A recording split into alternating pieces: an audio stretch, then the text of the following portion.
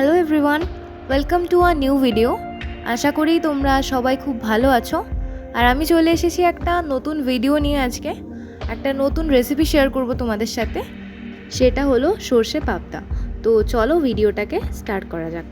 আমরা মাছগুলোকে ভালোভাবে ধুয়ে নিয়ে তার মধ্যে হলুদ, নুন আর সর্ষের তেল দিয়ে ভালোভাবে মাখিয়ে নেব। আর আমরা এখানে সর্ষের তেলটা ব্যবহার করলাম যাতে ভাজার সময় মাছগুলো না ফাটে। আমরা এই লঙ্কা, সর্ষে আর পোস্তটাকে প্রথমে একটা পেস্ট বানিয়ে নেব। এদিকে আমরা কড়াইটা গরম করতে বসালাম, দিয়ে দিলাম পরিমাণ মতো তেল।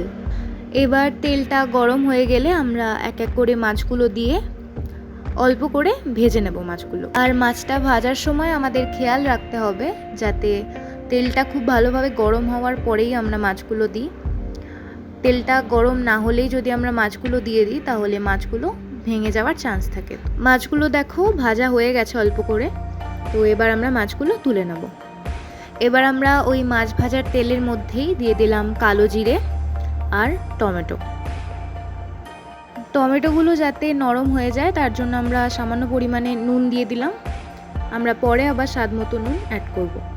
টমেটোটাকে কিছুক্ষণ নাড়াচাড়া করার পর যখন নরম হয়ে যাবে, এবার আমরা যেই পেস্টটা করে রেখেছিলাম সর্ষে, পোস্ত আর কাঁচা লঙ্কার, সেই পেস্টটা দিয়ে দেবো। কিছুক্ষণ এটাকে নাড়াচাড়া করে নিয়ে আমরা এর মধ্যে দিয়ে দেবো হলুদ। এবার কিছুক্ষণ এটাকে নাড়াচাড়া করে ভালোভাবে কষিয়ে নিতে হবে। মশলাটা দেখো ভালো মতো কষানো হয়ে গেছে। এবার আমরা এর মধ্যে দিয়ে দেবো জল। কিছুক্ষণ পরে জলটা ফুটে উঠলেই আমরা মাছগুলো এবার এর মধ্যে দিয়ে দেবো। মাছগুলো দিয়ে ভালোভাবে ফুটিয়ে নিলেই আমাদের সর্ষে পাবদা রেডি। তো তোমরাও বাড়িতে এভাবে অবশ্যই সহজ পদ্ধতিতে রেসিপিটাকে অবশ্যই ট্রাই করতে। তো ভিডিওটা কেমন লাগলো তোমরা সেটা অবশ্যই কমেন্ট করে আমাকে জানাবে। আর যদি ভালো লেগে থাকে তাহলে অবশ্যই লাইক করে দিও, শেয়ার করে দিও আর সাবস্ক্রাইব করে দিও চ্যানেলটা।